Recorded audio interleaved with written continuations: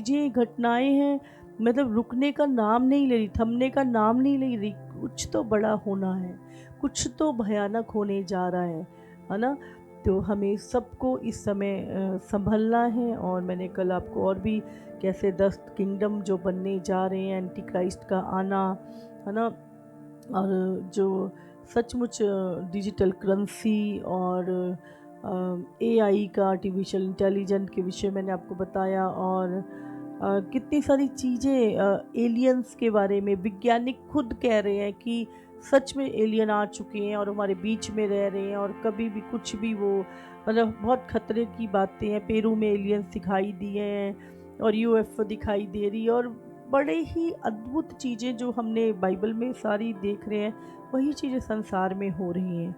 और सचमुच उसके बाद अभी एक और मैं आपको चीज़ दिखाना चाहूँ कि जब वहाँ पर चाइना में जब प्रलय आई, उसके बाद कुछ चीज़ें वहाँ पर जो दिखाई दी, वो बहुत ही भयानक और अद्भुत चीज़ें थी।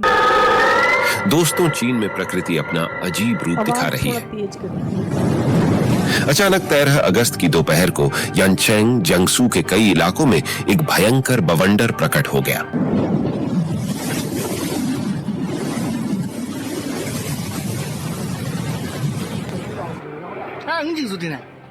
ये बवंडर अपने रास्ते में आने वाली हर एक चीज को तबाह करते हुए आगे बढ़ रहा था।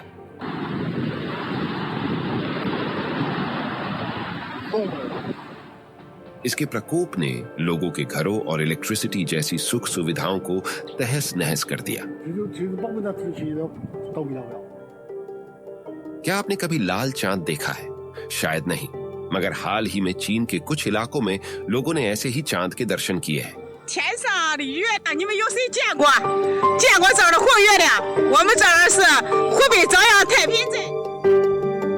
बता दें, पूर्वी और पश्चिमी सभी सभ्यताओं में लाल चांद दिखाई देने को बेहद अशुभ माना जाता है। वैसे यहाँ चांद के साथ साथ आसमान भी खूनी लाल दिखाई दे रहा था।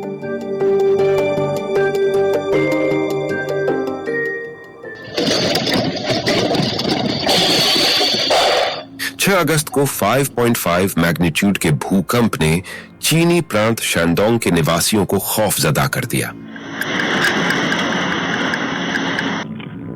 अचानक यूं जमीन के हिलने से डरकर लोगों को अपने घर और दुकानों से निकलकर बाहर भागना पड़ा।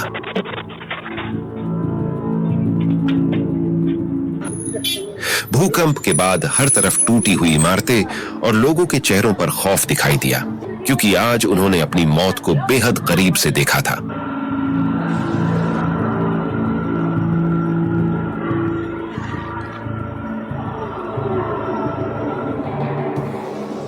अगस्त को हेनान प्रोविंस में न जाने कहां से अचानक चिड़ियों के झुंड दिखाई देने लगे। 8月6号凌晨2点39分，我的天，你看，满天飞呀！ इसके बाद 8 अगस्त को शेंडोंग प्रांत में भी चिड़ियों का आतंक दिखाई दिया। दुनिया में कुछ होना होता है तो जानवरों को भी पहले से आभास होने लगता है और वो अजीब सी हरकतें करना शुरू कर देते हैं। ठीक उसी दिन लिजियांग सिटी के लोगों ने भी चिड़ियों का ऐसा ही अजीब बर्ताव नोटिस किया।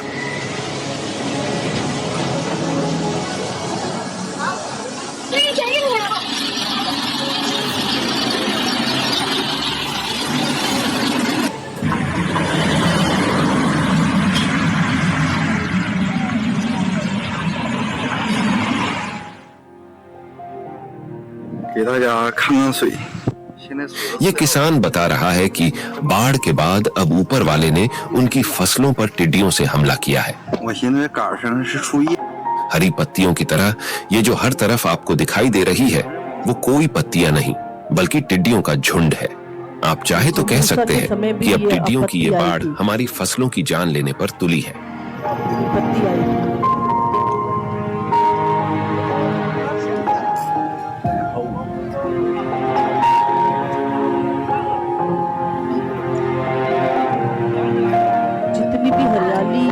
बाढ़ के बाद वहाँ बची,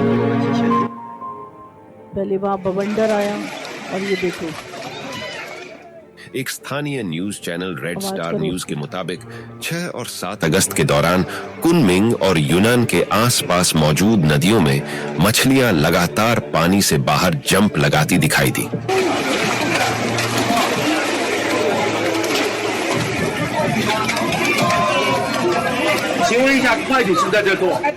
इनमें से बहुत सी मछलियां यहां चलती हुई नावों पर भी जा गिरी।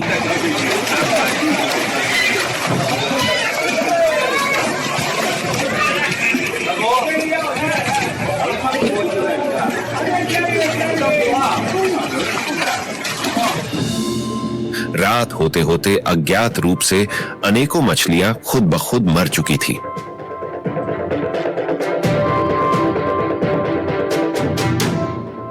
सिंगताई और हेबई के स्थानीय लोगों ने इस वीडियो को शेयर करते हुए बताया कि यहां कुछ जगहों पर सड़कों को चीरकर नीचे से अजीब किस्म के सफेद पत्थर बाहर निकल रहे हैं।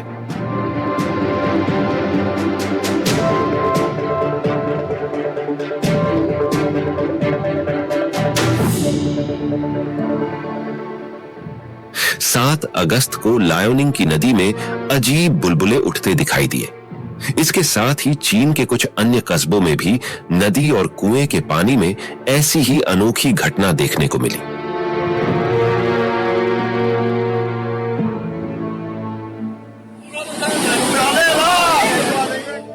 ये तमाम लोग मिलकर प्रकृति के एक अद्भुत नजारे के दर्शन कर रहे हैं।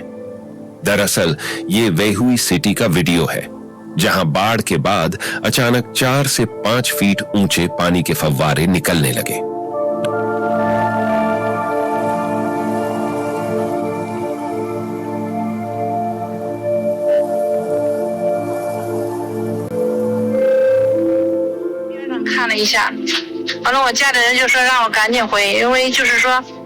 ये लड़की बता रही है कि उनके खेत में पानी बेहद गर्म हो गया है, जिसकी वजह शायद जमीन के नीचे से उठती गर्मी है। वो कहती है कि यहाँ मुझे अपने पांव तक रखने में डर लग रहा है।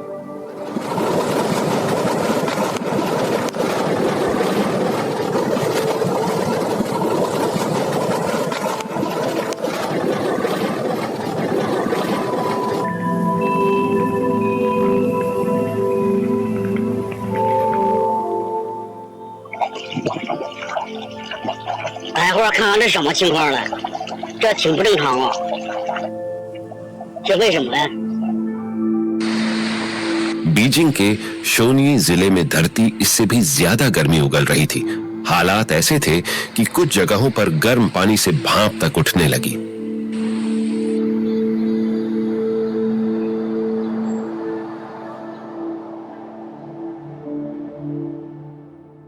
जिंझू सिटी में कीड़े मकोड़ों की पूरी बस्तियां दिखाई दी, जो कि अजीब तरीके की हरकतें कर रही थी। हुई इस महिला ने वीडियो रिकॉर्ड करके बताया कि इस तरह का गुलाबी आसमान मैंने अपनी पूरी जिंदगी में कभी नहीं देखा। 2023年的8月7号晚上9点半，你看这样的天气，从来没有见着过。黑龙江省大庆市。 शायद ही आपने ऐसा कभी सुना होगा कि रेगिस्तान में बाढ़ आ गई, मगर टेंगर डेजर्ट में कुछ ऐसा ही हुआ। यहाँ लोग रेगिस्तान में बाढ़ देखकर हैरान थे। हालेलुया। और सचमुच जैसे बाइबल में प्रेरितों के काम में भी लिखा है, और 2:19 में, और मैंने ऊपर आकाश में अद्भुत काम और नीचे धरती पर चिन्ह अर्थात लहू और आग और धुएं का बादल दिखाऊंगा। प्रभु के महान और तेजस्वी दिन के आने से पहले सूर्य अंधेरा और चांद लहू सा हो जाएगा। हमने देखा कि कैसे चाइना में सबसे पहले एक बहुत बड़ी बाढ़, वहाँ पर हमने देखा पूरा बाढ़ से बुरा हाल। उसके बाद ये बवंडर वहाँ पर उठा, उसके बाद पानी के कैसे गर्म हो रहा है नीचे से, और लाल रंग का चांद वहाँ दिखाई दिया। लाल रंग का पूरा जो आकाश है वो लाल दिखाई दिया, चंद्रमा लाल दिखाई दिया। तो इतने सारे साइन, जानवरों अजीब हरकतें कर रहे हैं, चिड़िया वहाँ पे अजीब हरकतें कर रही हैं, है ना। मछलियाँ कैसे पानी से अपनी किस रीति से उछल रही हैं नावों पे और सारी मछलियाँ वहाँ पे मरी हुई मिली। मतलब अगर हम ये सारी चीज़ों को देखें, अपने आप धरती से फब्बारे फूट रहे हैं, है ना, और ये नॉर्मल घटनाएं नहीं है, कुछ भयानक, क्योंकि बताया जाता है कि जानवरों को कुछ घटनाएं होने से पहले पता लग जाता है। और भी बहुत सारी घटनाएं जो संसार में घट रही हैं, सचमुच देख के हैरान वाली बात है कि जानवरों को भी कैसे जानवर गोल गोल घूम रहे हैं। और हम देखते हैं कि कई बार जब भूकंप आने वाला होता है तो जानवर खाना छोड़ देते हैं, है ना, और अजीब सी हरकतें करने लगते हैं। तो एक हमारे पास और वीडियो है, ये आई थिंक चाइना की ही है। यहाँ पर 12 दिन तक ये शीप जो है 12 दिन तक बिना कुछ खाए पिए ये गोल गोल घूमती रही। 12 दिन बिना खाए पिए ये इस रीति से गोल गोल घूमती रही। और ये सचमुच किसी को समझ नहीं आया कि ऐसा क्यों हो रहा है, क्या हो रहा है। और भी बहुत सारी ऐसी घटनाएं जो दुनिया में इस समय घट रही हैं। 12 दिन बिना कुछ खाए पिए ये भेड़ें इस रीति से घूम रही थी।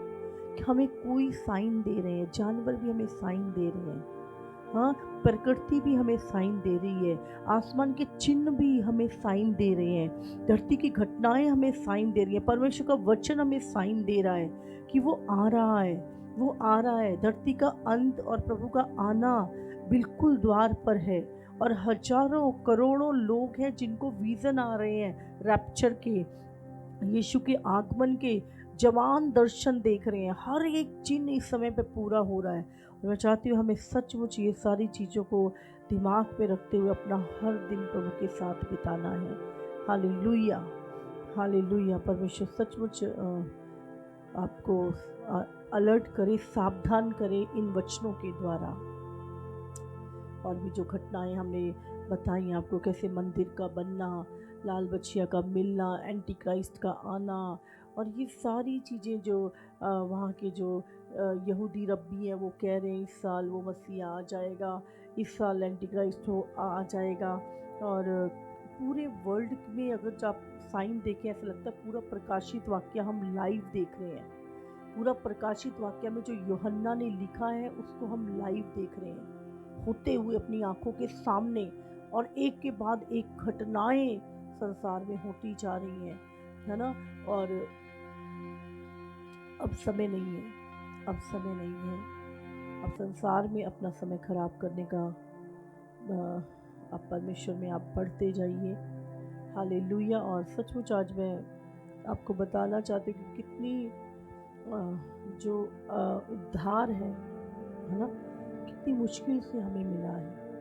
और अगर हम देखें शुरू से, है ना, प्रभु ने जब स्त्री के वंश और सर्प के वंश में बैर उत्पन्न, प्रभु ने कहा उनके बीच में बैर उत्पन्न होगा और स्त्री का वंश सर्प के वंश को कुचलेगा। तो वो सारी चीज़ों को जब हम देखते हैं प्रभु के आगमन को, और किस रीति से आज मैं सचमुच मैं थोड़ा रिसर्च कर रही थी इजराइलियों के विषय में कि कितना शुरू से पहले क्या हुआ। आपका और मेरा छुटकारा जो हम कहते हैं ना, हाँ यीशु मसीह मर गया हमारे लिए, ये बहुत छोटी सी बात हम ऐसे ही भूल देते हैं। इसके पीछे आपको पता नहीं है। जब ये बात प्रभु ने ये भविष्यवाणी उत्पत्ति में लिखी कि स्त्री का वंश सर्प के वंश को कुचलेगा, उसी दिन से शैतान ने अपना काम करना शुरू कर दिया। और सबसे पहले उसने कुछ स्वर्गदूतों को भरमा के, और उसके बाद उन दानवों ने जानवरों के साथ, पशु पक्षियों के साथ, मछलियों के साथ व्यभिचार किया। और उनसे जो जीव पैदा हुए, किसी के 8 हाथ होते थे, किसी के 4 पाँव होते थे, किसी के 10 सिर होते थे, और इस तरह के अजीब अजीब से प्राणी पैदा, किसी का सिर जानवर का, धड़ मनुष्य का। और ऐसे हम बहुत सारी जगहों पे, बहुत सारी सभ्यताओं में भी हम ये सारी चीज़ें देख सकते हैं किस तरह। और वही सर्प का वंश आज भी दुनिया में हमारे बीच में रहता है। हालेलुया। बहुत सारे रेप्टिलियन हमारे बीच में रहते हैं, है ना। और उसके बाद हम देखते हैं कि परमेश्वर ने पूरा नूह के समय पूरा संसार ख़त्म कर दिया, क्योंकि मनुष्य का जो डीएनए है वही शैतान ने बिगाड़ दिया था, और मनुष्य के मन में जो कुछ पैदा होता था वो बुरा ही होता था। और उसके बाद परमेश्वर ने फिर एक नई शुरुआत की, और हम देखते हैं उत्पत्ति 12 में जब परमेश्वर ने इब्राहिम को चुना, और परमेश्वर ने इब्राहिम को कहा कि मैं तुझे आशीष दूंगा और तुझसे एक कौम निकलेगी, सारी जातियां तुम्हारे द्वारा आशीषित होंगी, और सचमुच तुम्हारा जो वंश है वो आकाश के तारों से भी अधिक होगा, और वो तू महान होगा, और मैं तुझे जातियों का विश्वास का पिता बनाऊंगा। तो जब ये वायदा जब उसको मिला तो हम देखते हैं कि कैसे शैतान ने इब्राहिम के साथ भी गेम खेली, और इब्राहिम का जो वंश था, है ना, वो 400 साल की गुलामी में चला गया, मिस्र की गुलामी में चला गया, और फिर परमेश्वर ने मूसा को भेज के उनको उस गुलामी से आज़ाद कराया। और उसमें भी हम देखते हैं कितने इजरायली मारे गए उस गुलामी में, कितना भयानक वो चीज़ें हुई। और उसके बाद अगर आप पूरी हिस्ट्री पढ़ें तो प्रभु यीशु मसीह के बाद भी हर एक राजा, हर एक कौम, हर जाति इजराइलियों के खिलाफ थी, और अब तक भी हम देखें तो वो खिलाफत अभी भी वो बरकरार है। क्यों शैतान इतनी नफरत करता था इस कौम से कि उसने कोई कारण नहीं छोड़ा, सारी जातियों को इस छोटी सी यहूदी कौम के पीछे लगा दिया, क्योंकि वो जानता था कि इजराइलियों से, यहूदियों से ही दुनिया का उद्धारकर्ता, मुक्तिदाता पैदा होगा, जो उनको उनके पिता से मिलाएगा, जो उनको अनंत काल का जीवन दिलाएगा। तो सबसे पहले हम देखते हैं कि कैसे यहूदियों का जब हम इतिहास पढ़ते हैं, इतना भयानक हिस्ट्री है कि हर एक देश ने, मतलब उनको किसी देश से निकलना भी होता था, बीच में से रास्ता नहीं देते थे लोग, है ना। और इतनी नफरत और घृणा शैतान ने लोगों के अंदर डाली थी इजरायली कौम के लिए। और हम अंत में भी देखते हैं जब राजा हेरोदेस को पता लगा कि मसीहा पैदा होने वाला है, उसने 2 साल के बच्चे सारे वहाँ पे मरवा दिए थे। और हम देखते हैं कि उसके बाद इजराइल को कितना सताया गया, और फिर भी किसी भी रीति से परमेश्वर ने अपने उद्धारकर्ता को, हमारे उद्धारकर्ता यीशु को पैदा किया इस संसार में। और यीशु के बाद जब यीशु मसीह धरती पर था उसको भी सताया गया, और लेकिन यीशु ने वो काम जो हमारे उद्धार का था पूरा किया। और यीशु मसीह जब स्वर्ग में चले गए उसके बाद हम देखते हैं कि इतनी नफरत, इजरायली लोग मारे गए, क्रिश्चियन लोगों के ऊपर इतना सताव रहा। तो ये सारी चीज़ें नॉर्मल नहीं है। बहुत सारे चिन्ह हैं जो हमें दिखाते हैं कि यीशु का आगमन नज़दीक है। जो युद्ध, जो भूकंप, महामारियाँ और छोटे नबियों के विषय में जो हमें बताती है, और वो सारी चीज़ें होती आ रही हैं, और हम जानते हैं कि हम अंतिम समय में हो। हालेलुया। परंतु अंतिम समय का एक और चिन्ह है जिसे हम जिसको हम डिनाई नहीं कर सकते। हालेलुया। और ये केवल एक ही बार होना है, इसे दोहराया नहीं जाएगा। हालेलुया। हम अंतिम दिनों में जी रहे हैं, और आज हम कुछ वचनों को भी देखेंगे। 3 वृक्ष जो इज़राइल के लिए बाइबल में प्रतीक हैं, साइन हैं। सबसे पहले दाखलता, जहाँ वो हमें इज़राइल को दिखाता है बीता समय। होशे 9:10। मैंने इज़राइल को ऐसा पाया जैसे कोई जंगल में दाग पाए, और तुम्हारे पुरखाओं पर ऐसी दृष्टि की जैसे अंजीर के पहले फलों पर दृष्टि की जाती है, परंतु उन्होंने पोर के बाल के पास जाकर अपने को लज्जा का कारण होने के लिए अर्पण कर दिया, और जिस पर मोहित हो गए थे वे उसी के समान घिनौने हो गए। हालेलुया। यहाँ पर प्रभु क्या कहता है कि मैंने इज़राइल को ऐसा पाया जैसे कोई जंगल में दाग पाए, और तुम्हारे पुरखाओं पर ऐसी दृष्टि की जैसे अंजीर की। मतलब जंगल में दाग, मतलब कि दाखलता हमेशा लगाई जाती है ना, लेकिन क्या है, जैसे कोई बारी बास नहीं होता किसी का ना, जंगल में दाग पाई जाए। आगे हम देखते हैं यहाँ पर, और प्रभु यहाँ पर इज़राइल से खुश नहीं है। मैं तुम्हारे पुरखाओं पर ऐसी दृष्टि की जैसे अंजीर के पहले फलों पर दृष्टि की जाती, परंतु उन्होंने पोर के बाल के पास जाकर, क्या बाल देवता है ना, उसके पास जाकर अपने लिए लज्जा का कारण होने के लिए अपने आप को क्या किया, उन्होंने परमेश्वर के होते हुए अपने आप को इस बाल देवता के अधीन कर दिया, और उस जिस पर मोहित हो गए थे वो उसी के सामने घिनौने हो गए। और सचमुच यहाँ पर एक यिर्मयाह 24 उसका 5, इज़राइल का परमेश्वर यूँ कहता है, जैसे अच्छे अंजीरों को वैसे ही मैं यहूदी बंदियों को, जिन्हें मैंने इस स्थान से कसदियों के देश में भेज दिया था, देखकर प्रसन्न होऊंगा। हालेलुया। यहाँ पर परमेश्वर कहता है यहूदियों, जैसे मैंने यहूदी बंधुओं को जिन्हें मैंने इस स्थान में कसदियों के देश में भेज दिया था, देखकर प्रसन्न होऊंगा। हालेलुया। और एक और चीज़ हम पढ़ेंगे यहाँ पर, जैतून का वृक्ष भी इज़राइल को दर्शाता है। रोमियो की पुस्तक 11 उसका हम पढ़ेंगे 15 से। क्योंकि जब उनका त्याग दिया जाना जगत के मिलाप का कारण हुआ, तो क्या उनका ग्रहण किया जाना मरे हुए में से जी उठने के बराबर ना होगा। जब भेंट का पहला पेड़ा पवित्र ठहरा तो पूरा गुथा हुआ आटा भी पवित्र है, और जब जड़ पवित्र ठहरी तो डालियां भी ऐसी ही हैं। यदि कोई एक डाली तोड़ दी गई और तू जंगली जलपाई होकर उसमें साटा गया और जलपाई के जड़ की चिकनाई का भागी हुआ, तो डालियों पर घमंड ना करना, और यदि तू घमंड करे तो जान रख कि तू जड़ को नहीं परंतु जड़ तुझे संभालती है। फिर तू कहेगा डालियाँ इसलिए तोड़ी गई कि मैं साटा जाऊँ, भला वे तो अविश्वास के कारण तोड़ी गई, परंतु तू विश्वास से बना रहता है। इसलिए अभिमानी ना हो परंतु भय कर, क्योंकि जब परमेश्वर ने स्वाभाविक डालियाँ ना छोड़ी तो तुझे भी ना छोड़ेगा। हालेलुया। तो हम और भी अगर इसका इसलिए आगे पढ़ें तो 24 से आगे और आगे करें, 26 को पढ़ते हैं।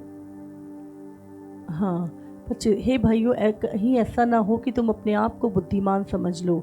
इसलिए मैं नहीं चाहता कि तुम इस भेद से अनजान रहो कि जब तक अन्य जातियाँ पूरी रीति से प्रवेश ना कर ले, तब तक इज़राइल का एक भाग ऐसा ही कठोर रहेगा, और इस रीति से सारा इज़राइल उद्धार पाएगा, जैसा लिखा है कि छुड़ाने वाला सिय्योन से आएगा और अभक्ति को याकूब से दूर करेगा।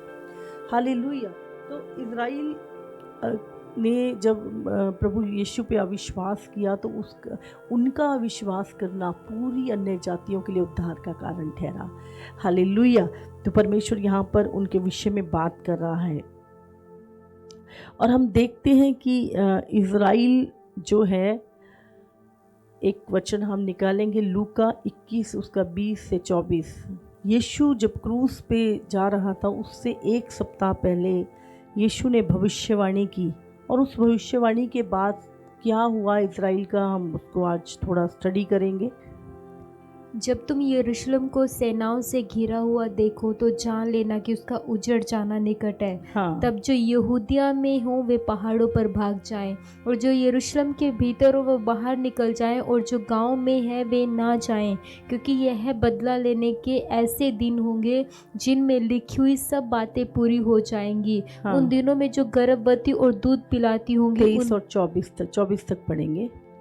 उन दिनों में जो गर्भवती और दूध पिलाती होंगी उनके लिए हाय हाय, क्योंकि देश में बड़ा कलेश और इन लोगों पर बड़ा प्रकोप होगा। वे तलवार के कोर हो जाएंगे और सब देश के लोगों में बंदी होकर पहुंचाए जाएंगे, और जब तक अन्य जातियों का समय पूरा ना हो तब तक यरूशलेम अन्य जातियों से रोंदा जाएगा। हालेलुया।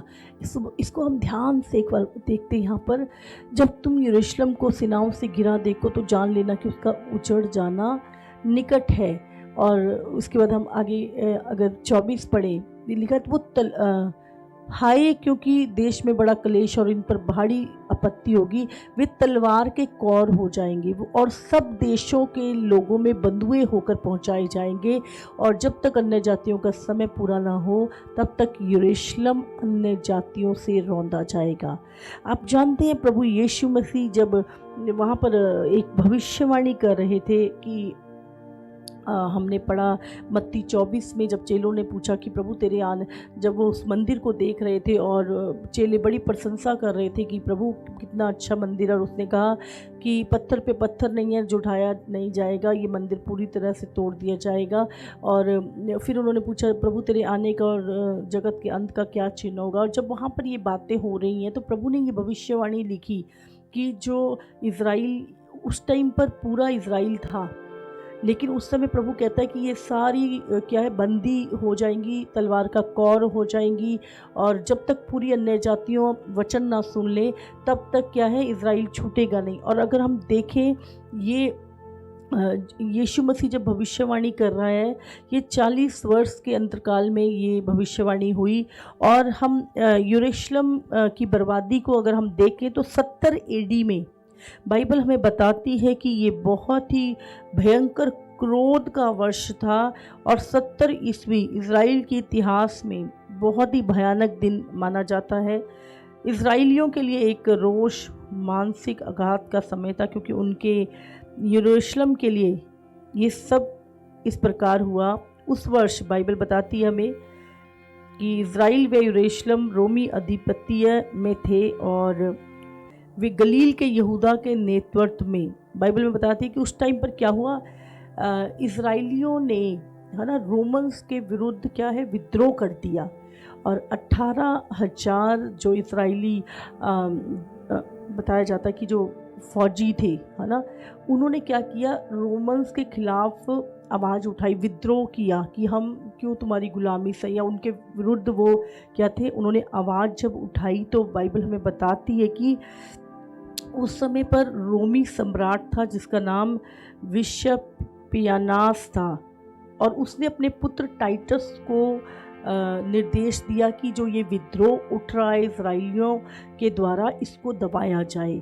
और बाइबल हमें बताती है, और बाइबल में और इतिहास हमें ये चीज़ें सारी बताता है कि उस समय जो प्रभु ने ये भविष्यवाणी की थी, फसह के पर्व के समय में टाइटस ने क्या है, 54,000 रोमी सिपाहियों से यरूशलेम को घेर लिया। यरूशलेम को क्या है, 54,000 जो रोमी सेना थी, उससे क्या है, यरूशलेम को चारों तरफ से घेर लिया। और लगभग 30 लाख यहूदी यरूशलेम की 4 दीवारी में बंदी थे। समझ रहे हैं, 54,000 पूरे यरूशलेम के चारों तरफ उनको घेर लिया, और उसके उस यरूशलेम के अंदर उस टाइम बताया जाता 30 लाख के करीब यहूदी उसके अंदर थे। और ये घेरा उन्होंने कितने महीने तक, 4 महीने तक ये घेरा डाले रखा। और ये बहुत ही यरूशलेम और उसके निवासियों के लिए, यहूदियों के लिए ये बहुत ही भयंकर समय था। और कहते हैं क्योंकि कुछ ना बाहर जा रहा था ना अंदर आ रहा था, और वहाँ पर बताया जाता है कि अकाल और महामारी फैल गई, और जब हजारों लोग वहाँ पर मर गए, तो क्योंकि यहूदियों को क्या था, उनको दूर जाके शहर से बाहर दफनाया जाता था, लेकिन उस टाइम पर दीवार के ऊपर से जितने मुर्दे लोग मारे गए उनको उस दीवार से बाहर फेंक दिया जाता था। और जो सचमुच शहरपना, बाइबल में लिखा है कि उस समय इतिहासकार जो थे वो हमें बताते हैं कि उन्होंने अपने लेख में बताया है कि वो अकाल इतना भयंकर था कि यहूदी अपने बच्चों को मार कर खाने लगे, और कुछ मांस वो खाते थे, कुछ जो उनके जो सैनिक थे जो शहरपना पर जो पहरा देते थे, कुछ मांस उनको भेज दिया करते थे। और जब वहाँ से लोग निकलते थे तो बताया जाता है कि बच्चे गायब हो जाते थे उस जगह से, और लोग अपने ही बच्चों का मांस खाने लगे। और ये बहुत ही भयानक था। और सचमुच जो प्रभु की ये भविष्यवाणी, जो उसने व्यवस्था विवरण 28 उसका 53 अगर हम वचन पढ़ें, और बताया जाता है कि यरूशलेम में भय के मारे, डर के मारे इतनी दिन और रात चीखें बजती थी। और सचमुच जब माताओं को पता लगता था कि उनके बच्चे गायब हो गए हैं, तब गिर जाने और उस संकट के समय जिसमें तेरे शत्रु तुझको डालेंगे, तू अपने निज जन्माए बेटे बेटियों का मांस जिन्हें तेरा परमेश्वर यहोवा तुझे देगा खाएगा।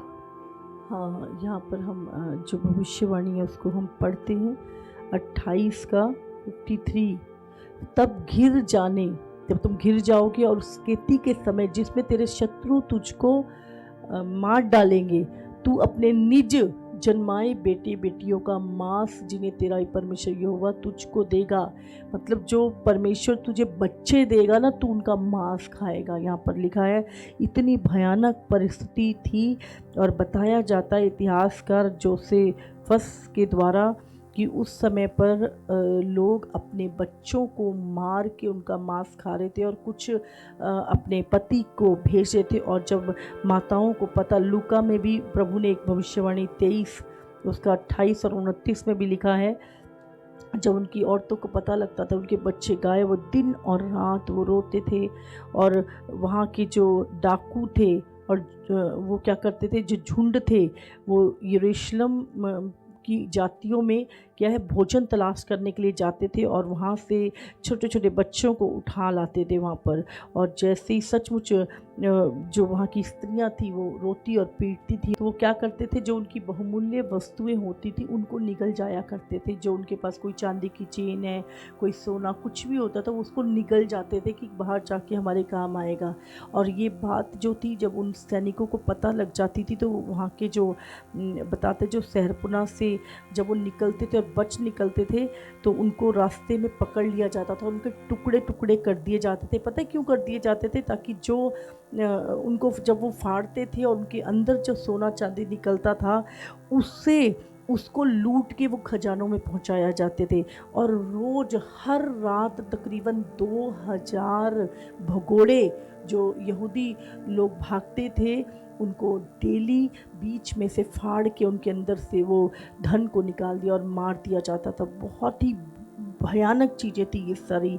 और बाइबल बताती है टाइटस जो था वो बहुत ही क्रूर, रोमन्स हम बताया जाता कि बहुत ही क्रूर तानाशाह थे इसके। और कहते हैं एक बार जब टाइटस किद्रोन की घाटी है ना, जहाँ पर क्या था, यहूदी लोगों की डेड बॉडीज गिरी जाती थी। और एक बार जब टाइटस वहाँ से निकल रहा था वो बहुत ही हार्टेड था, लेकिन बताया जाता है कि जब वो देखने के लिए उस घाटी से निकला, जो लाशें दीवारों से बाहर फेंकती जाती थी, जब वो उनको देखने के लिए जा रहा तो लिखा है कि इस कठोर हृदय जो ये रोमी सेनानायक ने जब सड़े हुए मांस के किद्रोन मांस को, लोगों की जो डेड बॉडीज़ को, उन मांस को सड़ते हुए घाटी में वो पानी के में बहते हुए देखा तो लिखा है कि उसके अंदर इतनी पीड़ा और आहें निकलने लगी। और वहाँ पर दिन रात वो लोग पत्थरों की बौछारें करते थे। और 4 मास तक लिखा है कि उन्होंने 4 महीने वो जो बहुत बड़ी शहरपनाह थी उसको तोड़ दिया। और जब वो तोड़ के रोमी साम्राज्य ने यरूशलेम के ऊपर आक्रमण किया तो उस समय पर बताया जाता है कि यहूदी इतने कमज़ोर हो गए थे कि वो मुकाबला नहीं कर सकते थे। और उन्होंने बच्चे, पुरुष, स्त्रियां, जो कोई भी मिला, लूका 19 उसका 44 भी हम मिलेंगे, और सबको मार दिया। और बताया जाता है कि छोटे बच्चों को वो पैरों से पकड़ते थे और दीवारों पे मारते थे, इतनी बुरी तरह मारते थे जब तक वो बच्चे मर नहीं जाते थे, उन बच्चों को दीवार से पटकते रहते थे। और इस तरह उन्होंने लाखों लोगों को मार दिया। और सचमुच नगर में कोई दीवार, कोई फर्श ऐसा नहीं था जो खून से लथपथ ना हो। और वहाँ पे यहूदियों की जो उनका खून था, कहते हैं वो छोटी नालियों में, है ना, उसमें निचले फाटक की ओर बहकर नगर के बाहर जाया करता था। इतना भयानक था कि अंदर इतनी लाशें और इतना खून बहा कि वो खून बाहर शहर के जाया करता था। इतनी भयानक हिस्ट्री जो ज्यूस की रही है। मैं आपको बताना चाहती हूँ कि यीशु मसीह यहाँ पर क्यों उन क्षेत्र में उसे हल चलाया।